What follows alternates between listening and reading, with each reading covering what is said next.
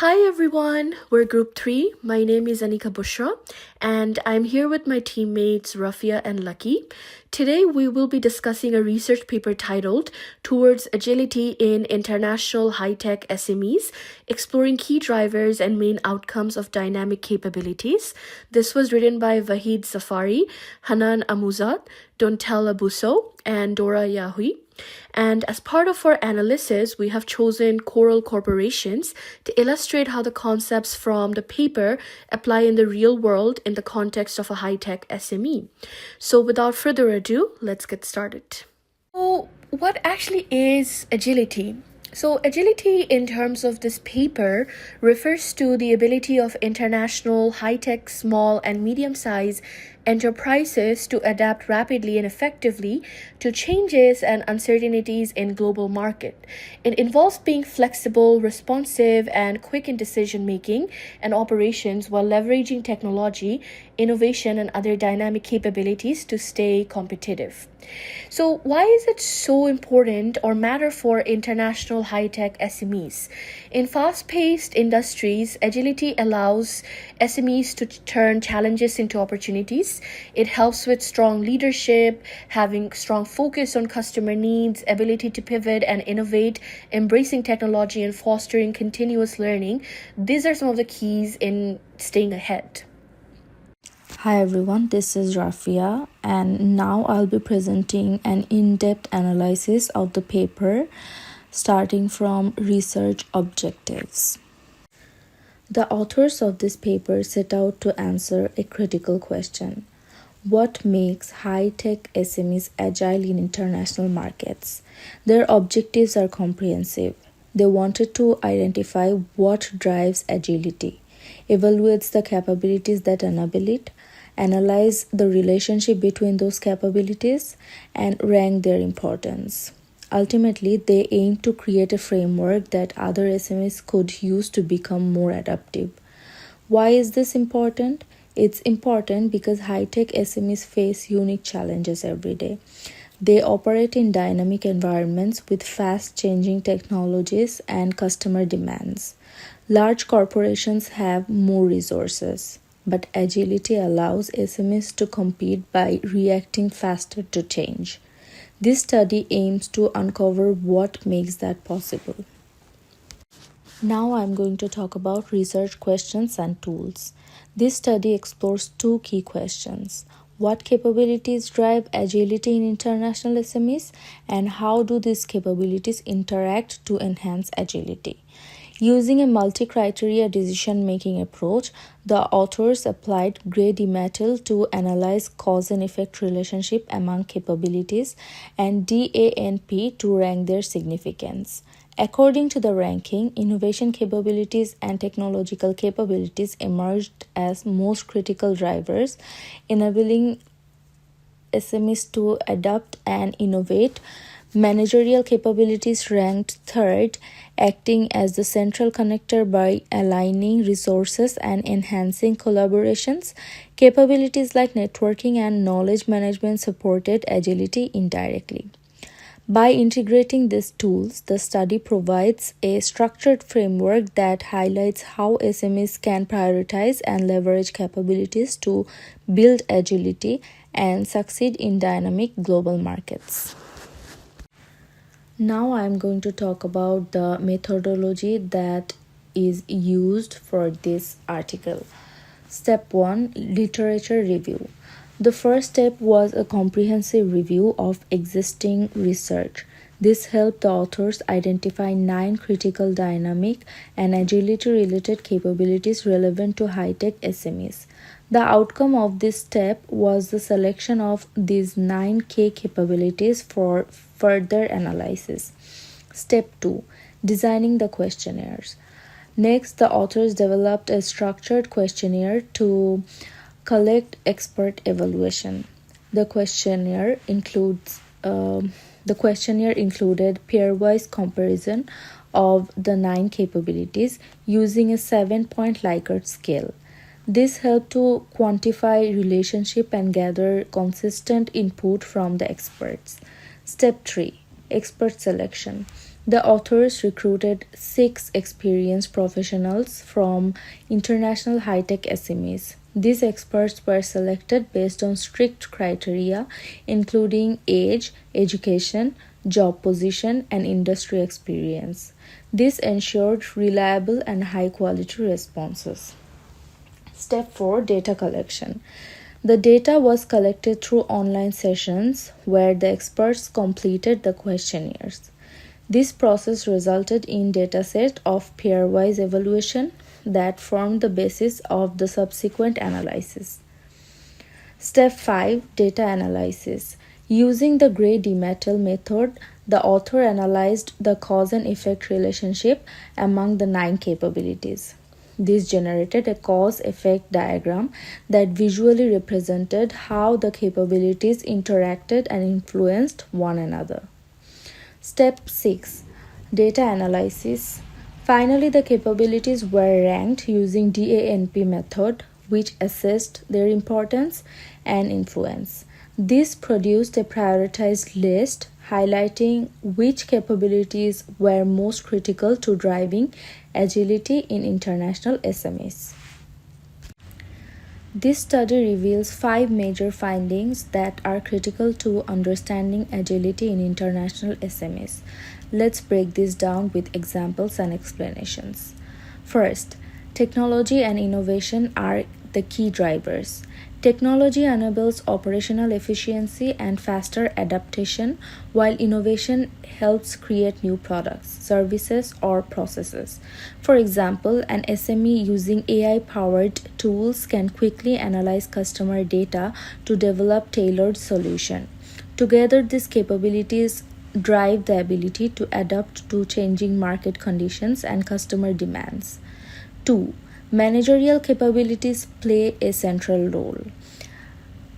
Managerial capabilities connect all other capabilities and ensure strategic decision making.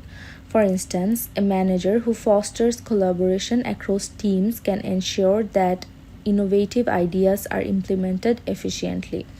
Without strong leadership, even the best technologies or innovations may fail to deliver results. 3.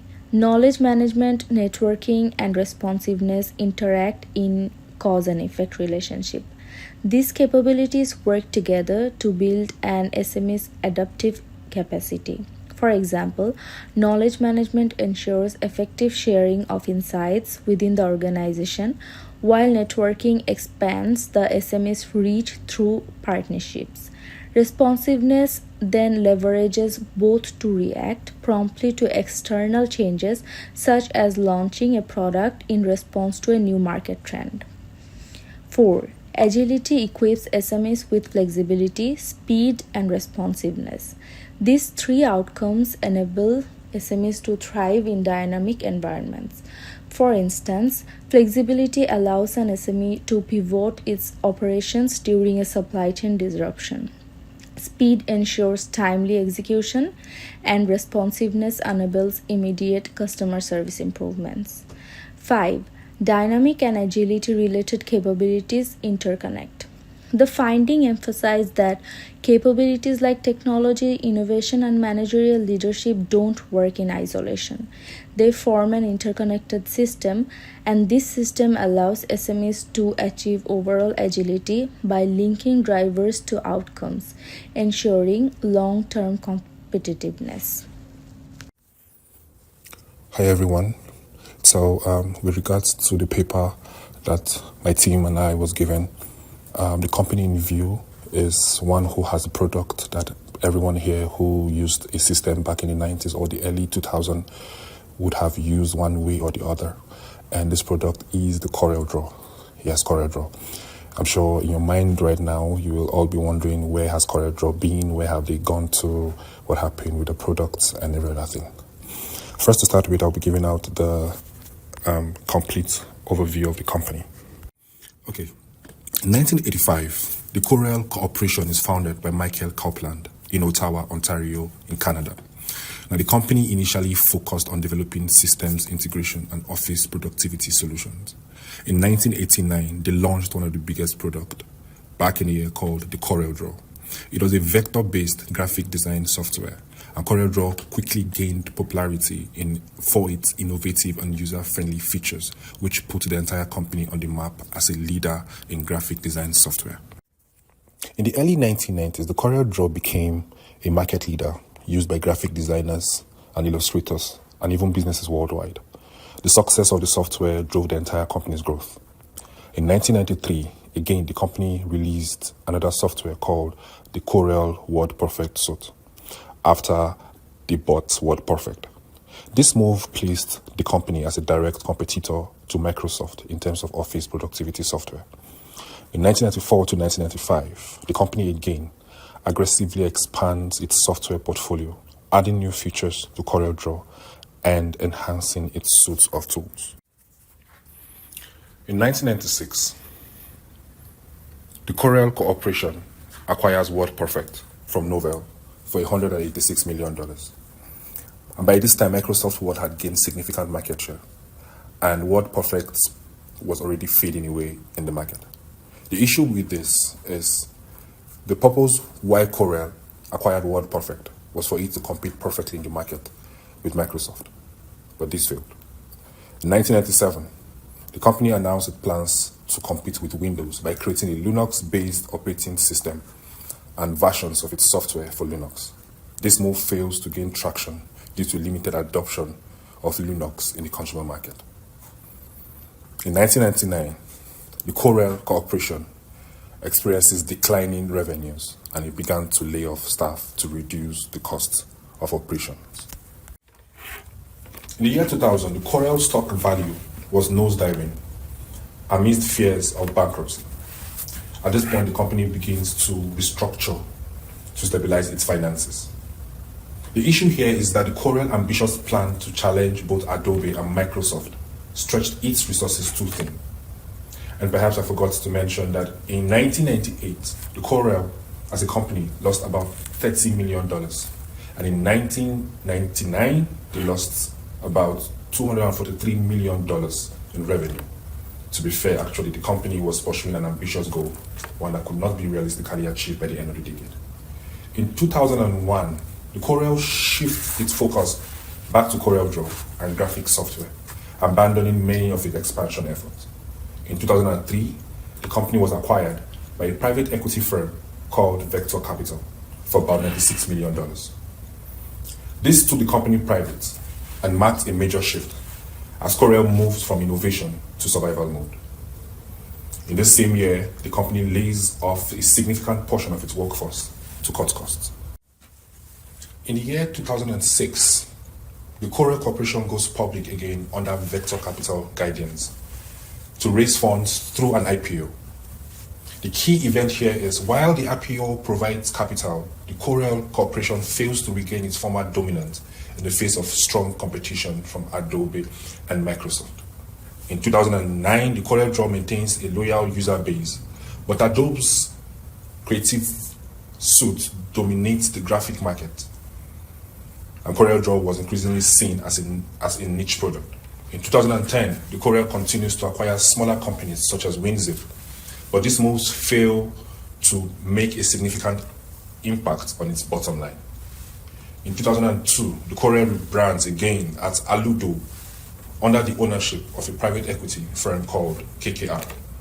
The rebranding reflects its pivot to niche markets and smaller scale software offering. The key factors responsible for the Corel decline with respect to our paper was one, the failure to compete with Microsoft. WordPerfect could not match the integration and popularity of Microsoft Office. Hence, the Corel did not do their market survey properly. Two, it lacked technological touch, and Adobe overtook the Corel in the graphic software market with its innovation and creative suite. Thirdly, overexpansion. The Corel investment in Linux and acquisitions like WordPerfect overstretched its resources. Fourthly, the shift in focus. The company moved from innovation to maintenance mode, focusing on niche software instead of markets leading products. The Corel story illustrates how overambition, competition from tech giants, and a failure to adapt to industry trend can derail even the most successful companies. Corel Corporation's journey offer a clear illustration of the paper's concepts and actions. Let's start with technological capabilities. So Coral initially built a very strong foundation, but eventually struggled to maintain an innovative edge, losing its momentum over time. As you have seen throughout the presentations, we have mentioned that they went through a lot of changes, even like brand changes in the last 2 years. Now, this brings us to the innovation capabilities, where Coral's efforts, while ambitious, it eventually became very diluted, limiting their abilities to maximize their opportunities. Now, this was compounded by gaps in knowledge management, as limited market insights led to missed opportunities. Effective leadership could have bridged this gap, but managerial capabilities also fell very short, with decisions lacking the focus and adaptability needed to navigate throughout a changing market. Technology is one of the things that has been changing throughout. I don't think I remember the early 2010s technology working these days. So there were a lot of shortcomings that they could have prevented by making their choices a bit more better. Now, their struggles also highlighted the importance of flexibility and speed, particularly in responding to technological shifts like the adoption of cloud-based solutions where they lagged behind. Lastly, network capabilities. It's one of the resilience through collaboration, but unfortunately, Coral focused internally rather than forging external partnerships. So looking ahead, Coral's opportunities are very clear, or should I say eludo, since they did have a rebranding in 2022. Leveraging their technology to penetrate into niche markets, some of the products or services that they have, such as graphic processing, Mind Manager, WinZip, Pinnacles, these are things that can be more suited for niche markets rather than the mass market. They also need to prioritize innovation to reclaim their competitive edge, building more strategic partnerships for global growth. But challenges remain with everything in life. Overcoming resource constraints and staying ahead of intense competition, especially given like AI is sort of ruling the technological world these days. A lot of people are even losing their jobs. So the intense competition can be very overstimulating. And then also adapting to technological advancements are some of the problems that they may have. But as Edison said that our greatest weakness lies in giving up. The most certain way to succeed is always to try one more time. For Coral, embracing an innovation, collaboration, and adaptability will be some of the keys to transferring challenges into success. And since they're an old company, I'm sure that if they just put in a bit more effort and have more clear mindset, they can definitely do this. Thank you so much for watching our presentation. And that is it. Group 3 signing off.